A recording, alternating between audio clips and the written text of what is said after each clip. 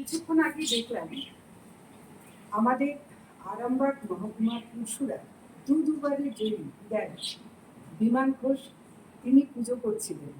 আমরা ঠিক সেই সময়ই তার বাড়িতে উপস্থিত হয়েছি এবং সারাদিন তিনি এতটাই ব্যস্ত থাকেন যে তাকে এক প্রকার ঘোরা ছোঁয়ার বাইরে একদম ঘরোয়া পরিবেশে তার বাড়ির মধ্যে আমরা তার কাছে কিছু কথা বলে নেব, কারণ তিনি এক্ষুনি বেরোবেন, ব্যস্ত মানুষ।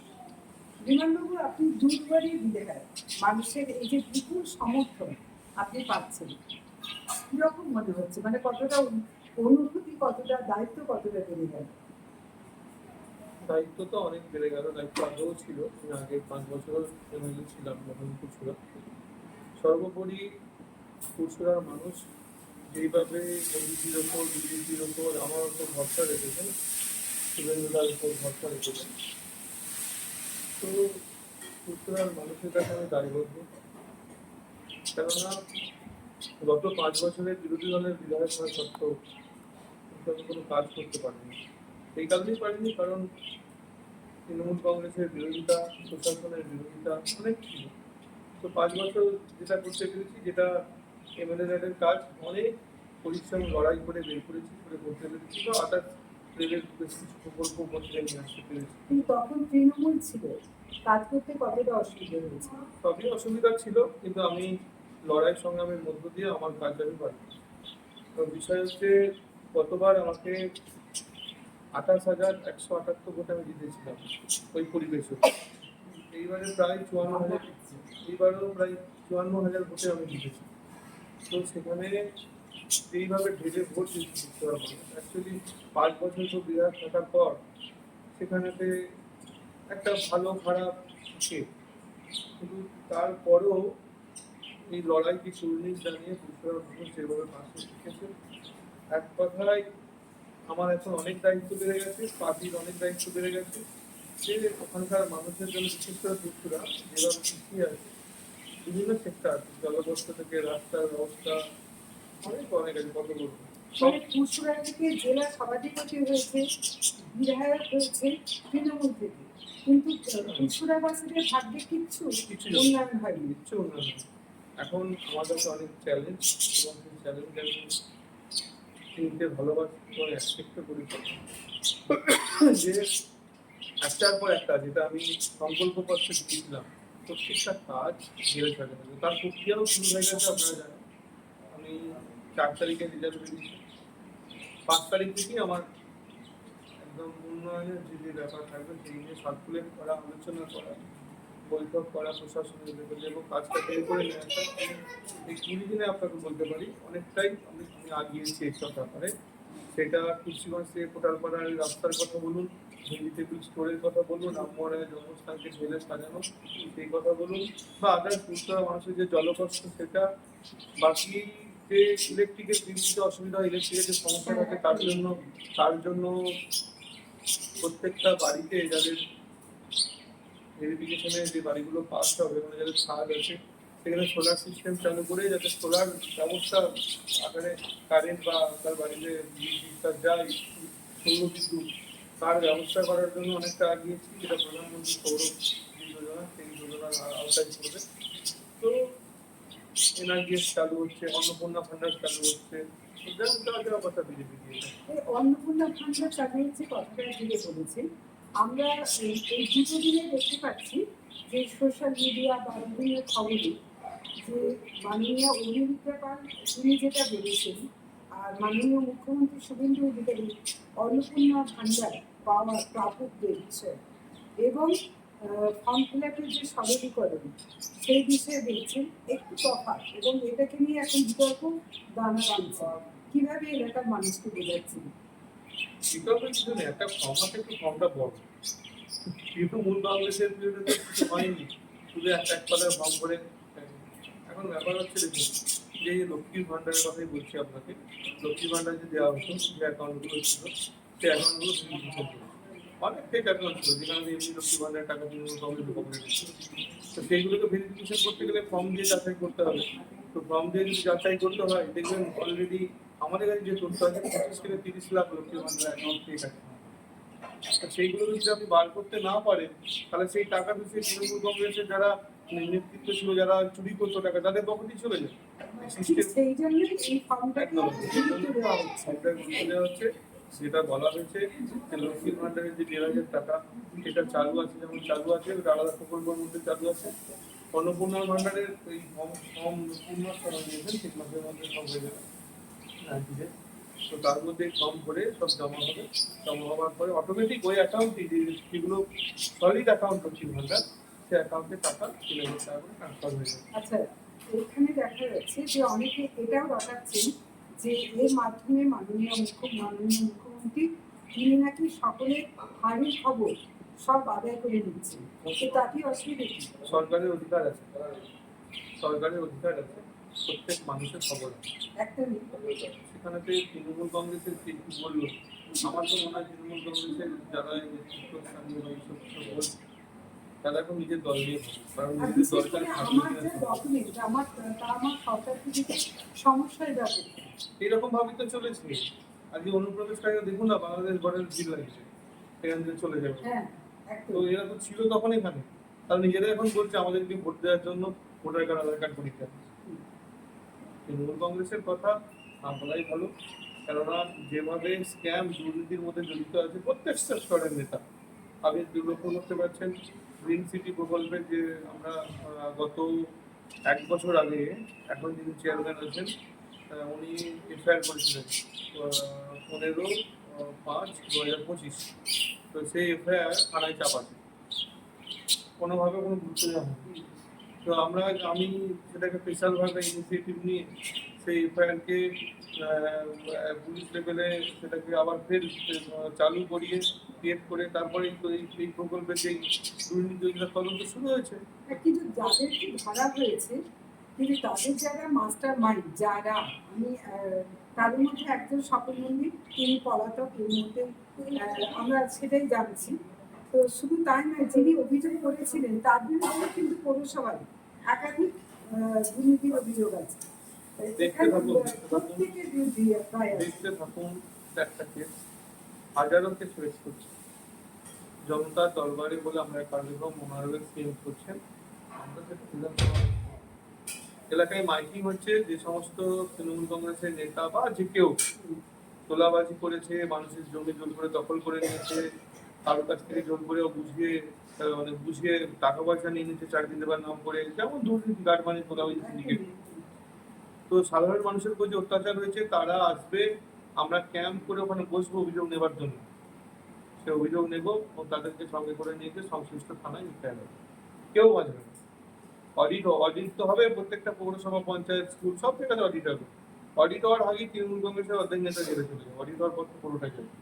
আপনি যেটা বলছেন সেখানে আমার একটা প্রশ্ন হচ্ছে যে 4 তারিখের আগে, রেজাল্টের আগের দিনও আপনার বাড়িতেও কিন্তু হুমকি গেছিল, আপনার যে গোহাটে টেলিগ্রামের বাড়িতে, সেখানেও কিন্তু আপনিও কিন্তু হুমকি থেকে রেহাই পাননি। আর আপনি যখন পাননি তখন সাধারণ মানুষরা যারা অন্তত তৃণমূল সমর্থক নন তারাও কিন্তু হুমকির শিকার হয়েছেন, অনেক মিডিয়াও হয়েছেন, তার মধ্যে আমিও আছি, আমার সাংবাদিকও আছে। তো আমার একটা প্রশ্ন হচ্ছে যে যারা মানে রীতিমতো 4 তারিখে অভিষেক ব্যানার্জির তো হুমকিটা আমাদের এখন সোশ্যাল মিডিয়ায় ঘুরে বেড়ায় যে তিনি কি বলেছিলেন 4 তারিখ 12টার পর থেকে কি হবে একটা বলেছিলেন। আজকে যদি ক্ষমতায় তারাই থাকতেন তাহলে কিভাবে ডিজে বাজত হয়তো আমরা অনেকেই আমাদের ছালচামড়া ওঠা অবস্থায় দেখতে পেতাম, অনেক সাধারণ মানুষ। আপনিও হুমকির শিকার হয়েছিলেন। আচ্ছা, আগে বলুন, যদি এই মানুষগুলো শুধুমাত্র মানে রংটা পাল্টে গেরুয়া আবির মেখে আপনার দলে চলে আসে, আপনার কেমন লাগবে? আপনাকে তাকে ভাই বোনের বুকে তুলে নিতে হবে। এই গান্ধীগিরিটাকে আপনারা কতটা সমর্থন করছেন? গান্ধীগিরি নেই, গান্ধীগিরি নেই। আমরা চাইছি পশ্চিমবঙ্গের রাজনৈতিক কালচারটা চেঞ্জ করতে, সৌজন্য রাজনীতি পশ্চিমবঙ্গে চলে গেছে। এখন পশ্চিমবঙ্গের রাজনীতিটা হচ্ছে ভোটে জিততে হবে, আর যদি না জিততে পারো তোমাকে অত্যাচারিত হতে হবে। এই কালচার থেকে পশ্চিমবঙ্গকে বের করতে চাইছি। দেখুন, আমি ব্যক্তিগতভাবে বলতে পারি, আমাদের এই আরামবাগ যে সাংগঠনিক জেলা আছে, সেটার মধ্যে বিজেপি করার কারণে সব থেকে অত্যাচারিত আমি। নিজে এটা এত অত্যাচারিত কেউ না, এমন কিছু নেই যে আমার সঙ্গে হয়নি। যে বা যারা করেছেন এইগুলো, আমার কাজ নয় আমি আইন হাতে তুলে নিয়ে তাদেরকে শাস্তি দেব। আমার কাজ এটাই যে যারা দুর্নীতির সঙ্গে জড়িত আছে, মানুষের উপর অত্যাচার করেছে, তাদেরকে আইনের মাধ্যমে কাঠগড়ায় তোলা এবং আইন ব্যবস্থা নিয়ে তার শাস্তি তাদেরকে কাছে হয় সেই ব্যবস্থাটা করা।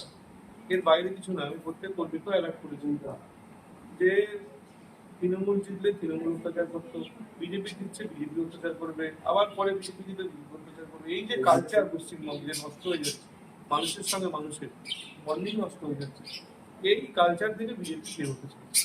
বের করে কিন্তু আপনারা তো প্রমাণ করে দিয়েছেন যে বিজেপি ক্ষমতায় আসার পরে কারোর ঘর ভাঙেনি। কেউ কেউ বলছেন, যেমন আনন্দ থেকে কয়েকজন তৃণমূলের নেতা বলেছেন যে তাদের মধ্যে চমকানো হয়েছে। পাশাপাশি এটাও দেখা গেছে যে শ্রী সরকার আরম্ভ পঞ্চায়েত সমিতির সভাপতি, তার বাড়ি আক্রান্ত হওয়ার পর হিমন্তবাগ তিনি নিজে বলেছেন, আমি আপনার বাড়িতে যাবো, আপনার পাশে কেউ কিছু করবে না। এটা 4 তারিখে রেজাল্টটা অন্য কিছু হলে ঠিক এই সৌজন্যকে আপনারা পেতেন বলে মনে করেন? দেখুন, তৃণমূল কংগ্রেস অ্যাকচুয়ালি একটা দল নয়, আগেও বলতে মিডিয়ার মধ্যে সেটা একটা প্রাইভেট লিমিটেড কোম্পানি, পিসি ভাইপোর একটা কোম্পানি, এর বাইরে কিছু নয়। বাকি যারা যারা সব কর্মচারী তারা বলে চাকরি করে। আর বিজেপির সঙ্গে তৃণমূল কংগ্রেসের কোনো তুলনা চলে না। বিজেপি হচ্ছে একটা নীতি আদর্শযুক্ত দল। এই দলের একটা মোটো আছে, নীতি আছে। আমরা গোটা ভারতবর্ষের বিভিন্ন রাজ্যের সুশাসন দিচ্ছি, আমাদের কেন্দ্রের সুশাসন দিচ্ছি। আমাদের একটা পরম্পরা আছে, একটা রেওয়াজ আছে, নীতি আছে, কালচার আছে, একটা ডিসিপ্লিন আছে, তার বাইরে আমরা যেতে পারি না। তাই এই দুর্বৃত্তের দল কি করলো না করলো, আমরা বারবার কর্মীদের অ্যালার্ট করছি যে তৃণমূল কংগ্রেসের লড়াই করতে যেন তো তৃণমূল হয়ে গেল। আপনাকে আমি দায়িত্ব নিয়ে বলছি, 4 তারিখে 12টার পর যারা বিজেপি হয়েছে কেউ আপনি যাদের কথা আপনি বলছেন, নিশ্চিতভাবে একটা জিনিসটা মাথায় রাখবেন, তারা কিন্তু বিজেপি কার্যকর্তা নয়। পার্টিতে জয়েনিং বন্ধ হচ্ছে। অনারেবল চিফ মিনিস্টার এবং অনারেবল স্টেট প্রেসিডেন্ট ঘোষণা করেছেন যে পার্টিতে এখন 3 মাস কোনো জয়েনিং নয়। 3 মাস পরে যদি দেখা যায় কোনো সমাজে প্রতিষ্ঠিত মানুষ বিজেপি করতে চাইছে তো তাকে নেওয়া হবে। এই কারণেই নেওয়া হবে কারণ আমরা শিক্ষা ব্যবস্থা, স্বাস্থ্য ব্যবস্থা রাজনীতিকরণ করতে চাই। আমরা শিক্ষা ব্যবস্থায় শিক্ষিত লোক থাকবে, স্বাস্থ্য ব্যবস্থায় স্বাস্থ্য সম্বন্ধে জানে সেরকম লোক থাকবে, সমাজের আমূল পট পরিবর্তন করতে চাই। দেখবেন 5 বছর বিধায়ক ছিলাম, একবারও কোনো প্রশাসনিক বৈঠকে থাকতো, কিন্তু অনারেবল সিএম তিনি প্রথম প্রশাসনিক বৈঠক করেছেন কল্যাণীতে, সেখানে তৃণমূল কংগ্রেসের যারা এমএলএ ছিলেন তারা সবাইকে ডাকেন। এটাই সৌজন্য, এটাই পশ্চিমবঙ্গ, এটাই বাংলা। বাংলা যে ভাষায় কথা বলতে জানে বাংলার মানুষ, সেটা স্কুলে স্কুলে যে সঙ্গীত তৃণমূল কংগ্রেস চালু করেছিল সেটা অ্যাকচুয়ালি বাংলাদেশের না। আর তাছাড়াও রাজ্য সঙ্গীত বলে কিছু একটা হয়, কিছু হয় না। আমরা আমাদের দেশের একটা অঙ্গ রাজ্য, আমাদের মাথায় পশ্চিমবঙ্গ দেশের বাইরে নয়। সেখানে আমরা বঙ্কিমচন্দ্র চট্টোপাধ্যায়ের লেখা, আমাদের এই পবিত্র পশ্চিমবঙ্গের মাটিতে যার জন্মভূমি, তার লেখা বন্দে মাতরম দিয়ে আমরা শুরু করি, আর আমাদের জাতীয় সঙ্গীত দিয়ে আমরা শেষ করি। এটাই আমাদের সিস্টেম, এটা আমাদের পরম্পরা, এটা আমাদের কালচার। এই কালচার থেকে পশ্চিমবঙ্গকে বের করতে চাইছিল তৃণমূল কংগ্রেস, অর্থাৎ মমতা ব্যানার্জি। তিনি জয় বাংলা স্লোগানের মাধ্যমে বাংলাদেশের স্লোগানকে পশ্চিমবঙ্গে চালু করে উনি প্রমাণ করতে চেয়েছেন যে পশ্চিমবঙ্গটাকে বাংলাদেশ করা যেতে পারে। তিনি বাংলাদেশের গানকে পশ্চিমবঙ্গে চালু করে তিনি প্রমাণ করতে চেয়েছেন যে পশ্চিমবঙ্গ আর বাংলাদেশকে আমরা এক করতে চাই। আজকে পশ্চিমবঙ্গে বিজেপি ক্ষমতা আসার মমতা ব্যানার্জি যারা কষ্ট পেয়েছে তার থেকে বেশি কষ্ট পাচ্ছে বাংলাদেশ, বেশি কষ্ট হচ্ছে বাংলাদেশ। তার মানে যে ওয়েস্ট বেঙ্গলের সঙ্গে বাংলাদেশের জামাতের যে কানেকশন, সেই কানেকশনটা আস্তে আস্তে আজকে তৃণমূল কংগ্রেসের 80 জন এমএলএ আছে, 80 জন এমএলএর মধ্যে আমি আপনাদের দাবি নিয়ে বলছি 50 জন এমএলএ বিজেপি সরকার করে দিচ্ছে। বিরোধী দলের তকমাটাও চলে যাবে, বিরোধী দলনেতা খুঁজে পাবে না। কিন্তু তারা একটু প্রচন্ড রকম গালাগাল দিয়েছেন, কুৎসা করেছেন, আজকে তারা ভদ্র হয়ে যাবে। আর মানে আলু পচা, আলু তো পচায়। বিজেপি কার্যকর্তারা যারা লড়াই করে পার্টিকে ক্ষমতায় নিয়েছে তারাই আমাদের আছে, তারাই আছে। আপনি লক্ষ্য করবেন প্রত্যেকটা প্রেস কনফারেন্স, প্রত্যেকটা জায়গাতে আমাদের নেতৃত্ব সবাই অ্যালার্ট করছে, সবাই কর্মীদেরকে সজাগ করছে, নিজেদের কর্মীদেরকে সাবধান করছে। কোথাও যদি কোনো আমাদের নিজেদের আমাদের পার্টির কর্মী কোথাও কারোর উপর অত্যাচার করছে, তার হিংসাবশত, কারণ তার উপর হয়েছে, পুলিশ যে তাকে নিয়েছে, আমি তাকে সাবধান করাচ্ছি, নিজেরা ডেকে সাবধান করাচ্ছি। কোথাও কারো বাড়ি বা ভাঙচুর হলে তার পাশে গিয়ে দাঁড়াচ্ছি, যেটা হবে না, আমরা আছি, আপনি আসুন বাড়ি। তৃণমূল কংগ্রেসের কোনো নেতাকে বলিনি যে আপনি বাড়ি ছেড়ে চলে যান, বলিনি। কেউ দুর্নীতির কাজে যদি চলে যাবে, আমাদের কিছু করেন না। কেউ যদি পার্টি অফিসে বসতে হয়, আমাদের কিছু করেন না। আমাদের লিডারশিপ তৃণমূলের পার্টি অফিসে খুলে দিচ্ছে, কিন্তু তারা যদি বসতে না চায়, সেটা আমাদের প্রশ্ন নয়। আজকে বলুন, 2021 সালে যখন বিজেপি হেরে গিয়েছিল পশ্চিমবঙ্গে, তখন একদিন পর, পরের দিনের পর থেকে বিজেপির সমস্ত লিডাররা গ্রাউন্ডে ছিল। আমি তো নিজে গেছিলাম গ্রাউন্ডে, এত অত্যাচারের মাঝখানে কর্মীদের পাশে দাঁড়ানোর জন্য। আজকে বলুন, তৃণমূল কংগ্রেসের কোন নেতা, কোন কর্মীর পাশে আছে? কি ডিসিশন আছে? কবার মমতা ব্যানার্জি এসছে 20 দিনে, কবার অভিষেক ব্যানার্জি এসছে? তারা নিজেদের ভয়ে নিজেরা জড়ো হয়ে আছে। এরা তো লিডার নয়। একটা কোম্পানি বন্ধ হয়ে গেলে যেমন কর্মচারীদেরকে খোঁজ রাখে না, ঠিক দেখুন কোম্পানি বন্ধ হয়ে গেছে, কর্মচারীদের। আমি আপনাকে বলছি, 6 মাসের মধ্যে তৃণমূল কংগ্রেস দলটা উঠে যাবে, আর এই দলটা থাকবে না। কিছু লোক কংগ্রেসে চলে যাবে, কিছু লোক সিপিএমে চলে যাবে, আর কিছু লোক বিজেপি সাপোর্টার হয়ে থাকবে। কিন্তু সিপিএম তো দ্বিতীয় মানে ভাবে একটু দেখলাম যে এবারে ফলটা এখানে দ্বিতীয় স্থানে চলে এসেছে। ওটা তৃণমূল কংগ্রেসের যেটা ভুল বুঝিয়ে রাখা মাইনরিটি ভোট, তার সিপিএম এর চলে এসেছে। ভুল বুঝিয়ে রাখা মাইনরিটি ভোট, আর ভবিষ্যৎ নেই। সিপিএম এর কোনো ভবিষ্যৎ নেই, তৃণমূলের কোনো ভবিষ্যৎ নেই। আমি আগেও বলেছিলাম, তৃণমূল কংগ্রেস একবার পশ্চিমবঙ্গ থেকে ক্ষমতা থেকে চলে গেলে তৃণমূল কংগ্রেস দলটা থাকবে না। আরামবাগেও কি অবৈধ নির্মাণগুলো ভাঙা হবে? হবে, প্রসেস চলছে। আচ্ছা, বিজয় মিছিল আপনাদের করছে, বিজয় মিছিল শেষ হলেই আপনাদের আরামবাগের মানুষ এখনো পর্যন্ত উৎকণ্ঠায় আছে যে হবে, তো সেটা হচ্ছে ব্রিজ। ব্রিজ নিয়ে তো আমি লাস্ট যে প্রশাসনিক মিটিং, এটা হলো কল্যাণীতে, সেই প্রশাসনিক মিটিংয়ে একদম উঠে দাঁড়িয়ে রামকৃষ্ণ সেতু নিয়ে বলেছি, এবং নোট হয়েছে। তারপর ডিএম এর সঙ্গে মিটিং করেছি, পুরো ব্রিজের ব্যাপারে এই বাজেটেই ঢুকবে, নিশ্চিতভাবে ব্রিজ হবে। জেলা 400 কোটি টাকা প্রজেক্ট, 400 কোটি টাকা। হ্যাঁ, আর আরামবাগের জেলা ওটাও তো আমাদের এজেন্ডার মধ্যে আছে, এজেন্ডার মধ্যে এবং হবে। আরামবাগ, আমি আপনাকে বলছি, আরামবাগ জেলা হবে। আরামবাগের সঙ্গে all connection, rail connect, Arambagh ছোট্ট জংশন। মানে শুধু প্রতিশ্রুতি নয়, কাজ হবে। দেখতে থাকুন না, সমাজ পর বুঝতে পারবেন বিজেপি এসে। আরামবাগ মহকুমাবাসী, আরামবাগ লোকসভাবাসী, কারণ এবারে আপনি বলা যায় যে মানে আপনারা মানে কঠোর পরিশ্রম করে 7টা লোকসভার আসনই, বিধানসভা লোকসভার আন্ডারে যে বিধানসভার আসন, সবকটাতেই আপনারা আছেন। এই যে আপনাদের কঠোর পরিশ্রমের ফসল, আরামবাগ লোকসভাবাসীর জন্য কি বলছেন, যে তাদের হতাশ হতে হবে না, পাশে আছেন, উন্নয়ন কি বাড়বেন? একটাই তো আমাদের কাজ, ডেভেলপমেন্ট। অন্য তো কোনো কাজ নেই। ডেভেলপমেন্ট ছাড়া কিছু বুঝি না। বলেছি আমাদের কর্মীদের, বলেছি সদস্যদের, বলেছি ডেভেলপমেন্ট নিয়ে যা যা করতে হবে সব হবে। আরামবাগ মেডিকেল কলেজটা দুর্নীতির আবির্ভাব হয়ে গেছে। আজকে আজকের মিটিং আছে, কল্যাণ সমিতির ফার্স্ট মিটিং এর পরে আমাদের বলবো। এখনো রূপকল্যাণ সমিতির মাথায় মিতালি বাগদি থাকবে? নেই।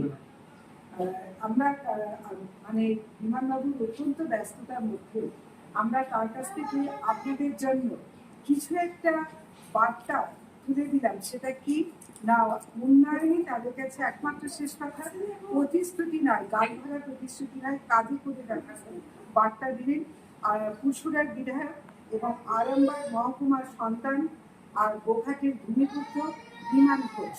তিনি কিন্তু হতাশ করলেন না, এবং তিনি পরিষ্কার একটা বার্তা দিলেন যে যাদের ছেলে পড়তে যাচ্ছে, স্বাভাবিক তিনি বাবার কাছ থেকে আশীর্বাদ চাইছে ছেলে, এটাই স্বাভাবিক।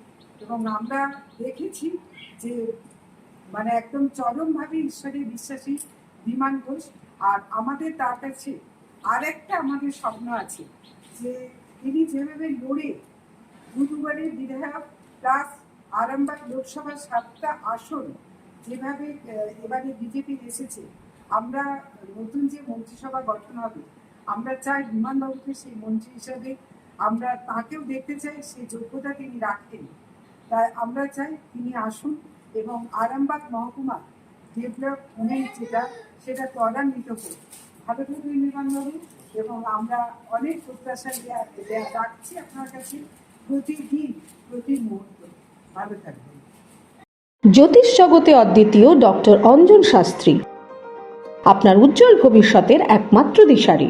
Call for booking 7477886099 or log in www.anjanshastri.com। Download করুন আমাদের exclusive mobile app astro Anjan.